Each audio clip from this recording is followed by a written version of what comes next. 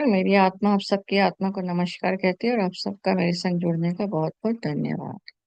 अब हम आज हम 2 दिन बात कर रहे हैं, जैसे मैंने आपको बताया था। और आप सब ने मेरा साथ दिया, उसके लिए बहुत बहुत धन्यवाद आल्सो। कि हमारे घर में एक मृत्यु हो गई थी, और आज हम 2 दिन बाद उसी आगे 16वां चैप्टर को आगे स्टार्ट कर रहे हैं। और वहां पर अभी हम, मतलब जब मुझे उस समय दिमाग में एकदम आया, जब मृत्यु हुई हमारे फैमिली में, कि हम लोगों में अगर भय को हम ले तो हमारे अंदर भय जो होता है वो हमेशा क्या होता है? मृत्यु का, दुख का, दुर्घटना का, है ना? मतलब किसी के लॉस ना होने का, ये भय जो है ये हमारे ऑटोमेटिक है। इवन आप एक जानवर को भी देखें, जैसे चूहा ही है, आप उसके पीछे भागते हो उसको मारने के लिए, यानी इमिडिएटली वो अपनी जान बचाता है। कॉकरोच, उसको मारने के लिए पीछे भागे, वो इमिडिएटली अपनी जान बचाता है। छिपकली इमीडिएटली बजाती है। तो ये जो है, ये वाला जो भय है, ये हमारी जिंदगी में ऑटोमेटिक है। तो हम कितना भी जान जाते हैं जैसे कि हम आत्मा हैं, पर हम लोगों में ये भय ऑटोमेटिक है। क्यों? क्योंकि हम एक दूसरे को जो पहचान रहे हैं वो किस किस भाव से पहचान रहे हैं? शरीर के भाव से। मैं आपको जानती हूँ या मुझे मेरी फैमिली लोग जानते हैं, वो मेरे इस शरीर के भाव से जानते हैं। द मोमेंट मैंने ये शरीर का चोला त्यागा, तो क्या हुआ? मैं आत्मा के भाव में आ गई सिर्फ। अब मैं उन लोगों के दिख नहीं रही हूँ, तो ऑटोमेटिकली दुख होता है। इस वजह से हमारे अंदर ये भय उत्पन्न होता है। तो ये भय है जो ऑटोमेटिक है। और अब कुछ भय होते हैं, जैसे किसी को पानी की गहराई में जाने का डर लगता है ना? और किसी को ऊंचाई से डर लगता है। हम्म, किसी को सन्नाटे से डर लगता है। और किसी को तो एडवेंचर करना ही बहुत अच्छा लगता है, किसी को पहाड़ से नीचे ऐसे गिरना बहुत पसंद है, किसी को डर लगता है। तो ये वाले जो भय हैं, ये क्या है? फोबिया टाइप के हैं। तो हमारे पास डर भी 2 प्रकार के हैं। एक तो ऑटोमेटिक है, जैसे ही मैंने ये शरीर धारण किया, चाहे किसी भी कुत्ता बिल्ली, मतलब किसी जानवर का, या मैं अपना मानव का, तो ये ऑटोमेटिक है। हाँ। और दूसरा भय जो है वो क्या है? फोबिया है। तो हमारे पास डर 2 प्रकार के हैं, चाहे वो किसी भी प्रकार का डर हो, पर डर कहाँ है? मूलाधार में है। राइट। तो डर जो होता है वो मूलाधार का कारण है, क्योंकि हमारे अंदर क्या, कब, क्यों, क वाले टाइप के प्रश्न उठते रहते हैं। ठीक है ना? कैसे होगा, क्या करें, अब हम कैसे करें। फिर निर्भय, हमने देखा कि हमारे अंदर अगर वासना हो, वो स्वादिष्ट खाना का है। कल हम भय अभय, भय से निर्भय और अभय समझा था, तो मैं उसी को बताने के लिए बता रही हूँ। अब निर्भय कौन सा था? जिसमें हमारी इच्छा इतनी वैसी प्रबल हो गई कि हमारे अंदर वो वाला डर खत्म हो गया क्राइम करने का भी, है ना? वो निर्भय था। या वो डरता ही नहीं है किसी काम को ऐसे करने में। और अभय क्या है? अभय है अ। अ अक्षर भय के आगे लग गया। अ का मतलब ही आत्मविश्वास है, ऊर्जा है। इसलिए यहाँ पर कहा जाता है आत्मा का स्थान। और ये अगर हम जनरल देखें तो ये नाभि का स्थान है। अब नाभि से तो ऑटोमेटिकली हो रहा है, हम खाना पचा रहे हैं, मल मूत्र का सारे ऑटोमेटिकली नीचे चला जाता है, और हम त्याग देते हैं मल मूत्र को। तो इसका मतलब अगर मैं त्याग की भावना को बढ़ाऊं, ऑटोमेटिकली मैं अभय की ओर चलती जाऊंगी। राइट। तो मेरा अभय की क्षमता जो है वो अपने आप ही बढ़ जाएगी। राइट। तो हमने फर्स्ट श्लोक में देखा कि हमारे पास बहुत सारे उन्होंने गुण बताए थे जो हम डिस्कस कर चुके हैं। अब उसी के आगे सेकंड एंड थर्ड श्लोक है, जिसमें अब और आगे गुण बता रहे हैं। जैसे किसी को कष्ट ना देना, है ना? चंचलता, निंदा ना करना, इंद्रियों को विषयों के साथ, फिर शास्त्रों से विरोध, आचरण में लज्जा। इस प्रकार से ऐसे दूसरे में भी तेज, क्षमा, धैर्य। अब ये जो है, ये सारे जो हैं, ये टोटल मिला के, मतलब फर्स्ट श्लोक, सेकंड श्लोक, थर्ड श्लोक, टोटल मिला के हमारे पास 26 गुण हो जाते हैं। तो ये 26 लक्षण हैं जो आपकी दैवीय संपदा को दर्शाते हैं कि आप दैवीय संपदा की तरफ हैं या दूसरे की तरफ। जिसमें हम अब भी हम देख चुके हैं, ठीक है ना? अब भी हम, हमारा क्या हो गया? भय मुक्त। ठीक है ना? आत्मा आत्मा अ से है ना अभ्यम, ठीक है, आत्म मुक्त हो गए, ठीक है ना, भय मुक्त हो गए। फिर सत्व संशुद्धि, ये पवित्र और शुद्ध, हमारे अंदर की पवित्रता मन की। फिर ज्ञान, ज्ञान जितना बढ़ाते जाएंगे हम ऑटोमेटिकली दैवी संपदा की तरफ बढ़ते जाएंगे। दान में मैंने आपको बताया कि दान हमेशा इस तरह सोचिए कि आपने लौटाया, पता नहीं कितने जन्मों का है। क्योंकि जब हम नॉर्मल दान करते हैं तो हमारे अंदर अहम आ जाता है, चाहे हम किसी और को दर्शाएं ना दर्शाएं, हमारे अंदर आ जाता है कि हमने पुण्य कमाया। तो आज से हम दान के लिए ये मान लें कि हमने किसी का लौटाया है, तो ऑटोमेटिकली क्या होगा, वो दान, दान हमारे दैवीय संपदा की तरफ हमें ले जाने में हेल्प करेगा। और आप यहाँ पर दान में देखिए तो इसलिए कन्यादान कहा जाता है।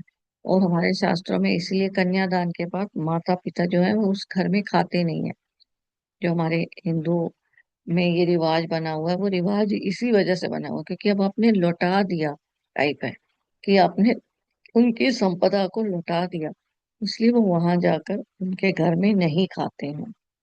फिर दम है इंद्रियों को नियंत्रण करना, ठीक है ना, इंद्रियां आंख कान नाक, तो क्या नियंत्रण करना, बुरा ना देखो, बुरा ना सुनो, बुरा ना बोलो, है ना।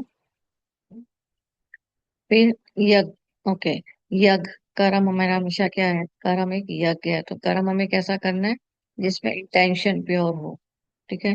स्वयं का अध्याय अध्ययन, बुक्स रीडिंग से ज्ञान बढ़ रहा है, स्वयं को ही रीड करना शुरू कर दूंगी तो कितनी सेल्फ इंप्रूवमेंट हो जाएगी। फिर तप, पश्चिम, नौ सद, स्वयं अध्ययन करेंगे तब ऑटोमेटिकली हमारा बढ़ता जाता है।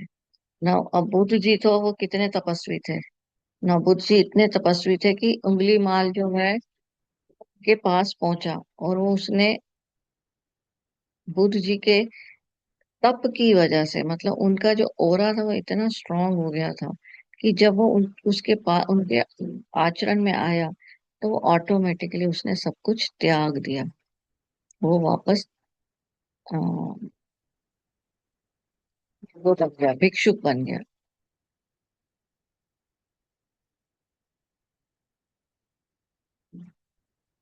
फिर उसके बाद क्या था, अर्चना, अर्चना अब क्या होता है, यहाँ पर ईश्वर की पूजा लिखा हुआ, जनरल में अर्चना मतलब अर्च शब्द से निकलता है। तो अर्च क्या होता है, स्तुति करना, पूजा करना, मतलब किसी के भाव, किसी के प्रति अगर आपके अंदर श्रद्धा भाव है तो ऑटोमेटिकली वह अर्चना है, ठीक है। हर इंसान के प्रति हमारे अंदर श्रद्धा भाव हो। फिर अमनित्वम, अमनित्वम का मतलब क्या है, विनम्रता। तो जितना भी हम विनम्र भाव से बोलेंगे, बहुत कड़वा बोलने से क्या होता है, दूसरे को भी पसंद नहीं आता, है ना। तो जितना हमारे अंदर विनम्र भाव बढ़ता जाएगा, दूसरों को सम्मान देने की भावना ऑटोमेटिकली जागृत होती जाएगी, तो हमारे में क्या होगा, ऑटोमेटिकली हम आत्मा के नियर होते जाएंगे, हमारे में देवी संपदा जागती जाएगी। यूजली हम क्या होता है, हम इस बॉडी के हिसाब से चलते हैं, और हमें क्या होता है, सम्मान मिले, क्योंकि हमें कुछ अच्छा कार्य करते हैं तो हमें लगता है हमारी अब वो अप्रेज करें लोग हमें, कि वो इसने अच्छा कार्य किया। तो जब हमारे अंदर ये मन में धीरे धीरे देह का वो नहीं रहता, कि देह की बुद्धि जाग जाती है कि हम देह नहीं है, तो हमें लगता है कि हमें सिर्फ अच्छा कार्य करना है, कोई तारीफ कर रहा है या नहीं कर रहा, तो बड़प्पन के बोझ से हम मुक्त हो जाते हैं। फिर दूसरा क्या है, दिखावा, हम लोगों में दिखावा भाव कितना होता है, ठीक है ना। दैवी संपदा में उन्होंने क्या कहा है कि दिखावे का भाव नहीं होना चाहिए।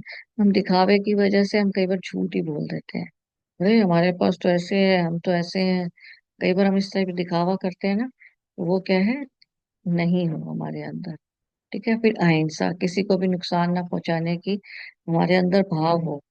अहिंसा यूजली हम हमेशा सिर्फ ले लेते हैं मनुष्य जानवर हत्या या उस टाइप की, या मनुष्य हत्या। पर अहिंसा का मतलब होता है मन और वाणी से भी किसी की हिंसा ना करें, मतलब इतना कटु ना बोल दें कि उसको हम इतना दुख पहुंचा दें, वो हमारा होता है अहिंसा, राइट। फिर शांति, शांति में मतलब क्या है, क्षमा करना, सबसे बड़ी बात ना, क्षमा करने से ऑटोमेटिकली फायदा होता है। अगर हमारे को किसी से दुख मिला, हम उसके दुख को याद करते रहते हैं, जितना हम उस दुख को याद कर रहे हैं हम उसके साथ अपना कॉर्ड कनेक्ट कर रहे हैं, मतलब इस जन्म अगले जन्म उसके साथ हम कनेक्टेड रहेंगे, तो वो दुख हमारी जिंदगी में चलता रहेगा। पर जैसे ही मैंने क्षमा किया तो ये कॉर्ड क्या है, डिस्कनेक्ट हो गई, ऐसे हो गई। तो मतलब क्या हुआ, मेरा उनके साथ लेन देन खत्म हो गया। फिजिकली वो मेरे साथ प्रेजेंट रहेंगे, पर मेंटली वो मेरा लेन देन बंद हो गया, तो आप कर्म बंधन से मुक्त हो जाते हैं। इसलिए अभी चाहे डिफिकल्ट लगे, पर हमेशा कोशिश कीजिए, मन में ये भाव लाइए कि मैंने उसको क्षमा कर दिया, क्षमा कर दिया। ऑटोमेटिकली कब ये सच में ही अपने आप कन्वर्ट हो जाता है, आपका अपने आप ही उसको क्षमा कर चुके होते हैं, आपको पता ही नहीं चलता। और फिर वो आपके सामने आता है, आपके अंदर उसके लिए हाँ हाँ बुरा भाव नहीं उत्पन्न होता। तो जब भी कभी भी किसी के साथ ऐसा हो कि जिसके साथ आपको दुख लग रहा है, जिसने आपको दुख पहुंचाया है, आइस बंद की, लंबी सांस ली, मैंने आपको क्षमा किया, खुद को भी क्षमा किया। और जिस मोमेंट से मुझको ये दुख मिला है, मतलब जिस व्यवहार से मुझको ये दुख मिला, मैंने उसको भी क्षमा किया, मैंने सबको क्षमा कर दिया। बस फिर उसका सांस छोड़ दी। ये करते करते ऑटोमेटिकली हमारे अंदर ये भाव जागना शुरू हो जाएगा। फिर है आर्जवम। आर्जवम है सच्चाई और सीधापन, मतलब हमारे अंदर कटु भाव नहीं हो, है ना। कई बार क्या होता है, हम ऊपर से दिखावा कर रहे हैं पर अंदर उसके प्रति कटु भाव है, तो क्या होगा, तो आपके अंदर की सत्यता मतलब नहीं है। जब तक सत्यता नहीं है तब तक आत्मदर्शन नहीं है, कह लीजिए आत्मा के नियर नहीं हो आप। राइट। तो हमारे विचारों में और दूसरों के साथ व्यवहार में कटु भाव ना हो, कटुता नहीं हो, दोष नहीं हो। ठीक है, उसे बोला जाता है आर्जव। फिर आचार्य उपासना मतलब गुरु की उपासना। अब वो जो मैंने बोला था अभ्यम, वो कहाँ था, हमारा मणिपुरा चक्र में। मणिपुरा चक्र क्या था, अग्नि का तत्व, उसको शास्त्रों में गुरु तत्व भी कहा जाता है। तो मतलब जो जो मैं मूवमेंट में मणिपुरा चक्र की तरफ जा रही हूँ, तो मेरे नीचे के दो चक्रास के भाव जो हैं, नीचे के दो चक्रास क्या होते हैं, षट विकार। तो मेरे ऑटोमेटिकली षट विकार खत्म हो गए, और मेरी गुरु की पूजा शुरू हो गई, मतलब मेरे अंदर शुरू। और उसके लिए सीधा क्या है, ध्यान। ध्यान में हम क्या करते हैं, सांस ली, नाभि तक छोड़ी, ऑटोमेटिकली अग्नि चक्र मतलब गुरु की पूजा शुरू। ठीक है। तो आचार्य उपासना मतलब क्या है, सांस के प्रति ध्यान देना, क्योंकि हम सांस के प्रति जब ध्यान देते हैं, तो हम ध्यान कहाँ तक देते हैं, नाभि तक सांस गई और हमने छोड़ी, तो वो क्या है आपका आचार्य उपासना। फिर शौचम। शौचम मतलब शारीरिक और मानसिक शुद्धता। मन से तो शुद्ध हो, पर शरीर रूप से भी शुद्ध हो, साफ सुथरे कपड़े पहने, है ना, रोज स्वास्थ्य के लिए नहाना धोना। तो ये जो क्या है, ये क्या कहलाता है, शौचम। तो आज हमने 16 गुण देख लिए। तो फर्स्ट सेकंड थर्ड श्लोक में क्या है, हमारे अंदर गुणों का बताया हुआ है। और गुणों, ये जितने हमारे अंदर दैवी संपदा बढ़ती जाएगी, तो हम कहाँ पहुंच जाएंगे, अभ्यम वाले पोजीशन, मतलब मणिपुरा चक्र पे। मणिपुरा चक्र के बाद ऑटोमेटिकली क्या होता है, ऊपर की तरफ ही हमारी, क्योंकि अग्नि ज्वाला हो गई हमारे।